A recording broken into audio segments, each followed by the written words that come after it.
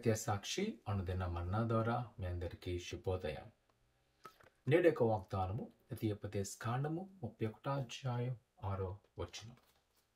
భయపడకుడి, వారిని చూచి దిగులు పడకుడి. నీతో కూడా వచ్చేవాడు నీ దేవుడైన యెహోవాయే.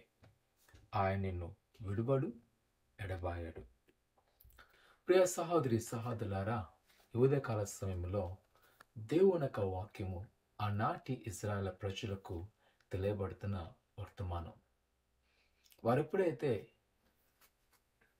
మోయాబు ప్రాంతంకి వచ్చి ఇంకా వాగ్దాన దేశంలోకి వెళ్ళవలసిన ఆసన్న సమయంలో వేగిరి వారు వెళ్ళి చూసినప్పుడు వారు చాలా పొడవైన వారుగాను, ఎత్తైన వారుగా, బలిష్ఠులుగా కనబడి వారిని చూచి వీరు భయాక్రాంతులు అవుతున్నప్పుడు దేవుడు ప్రవక్త అయిన మోషే గారు వివరిస్తున్న మాట, భయపడకుడి, వారిని చూచి దిగులు పడకుడి.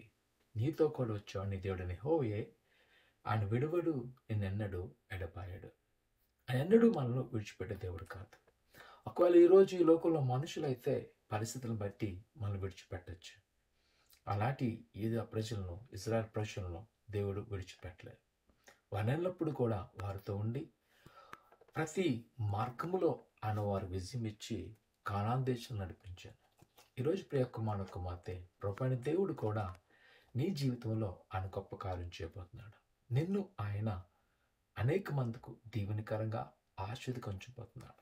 ఈరోజు ఒకవేళ నువ్వు ఒంటరిగా ఉన్నవాళ్ళు నువ్వు బాధపడుతున్నావేమో, నువ్వు చాలా భయక్రాంతులుగా ఉన్నావేమో, కానీ నీతో కూడా వచ్చేవాడు నీ దేవుడైన యెహోవాయే. ఆయన నీతో నడుస్తున్నారు కాబట్టి ఆందోళన చెందవలసిన లేదు. ప్రార్థన చేసుకుందాం.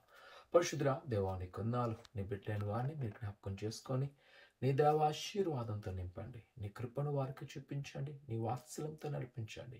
వారు ముఖ్యంగా ఈరోజు నాయన నీ బిడ్డలు ఆయన ఎవరైతే ఒంటరి పోరాడుతుండగా ఆయన నువ్వు వాగ్దానం ఇచ్చినావు, నేను నీతో వస్తానని వారితో మీరు ఉండండి. వారి యొక్క మార్గాలు మీరే సరళం చేసి ప్రతి భయాలు, ప్రతి ఆందోళన తీసివేసి నీ కాపుదల సంరక్షణ ఉంచమని యేసు నామమున తండ్రి, ఆమేన్. భయపడద్దు, ఆయన మనతో ఉన్నాడు. ఆయన మనల్ని నడిపించును. దేవుడు దీవించును గాక. ఆమేన్.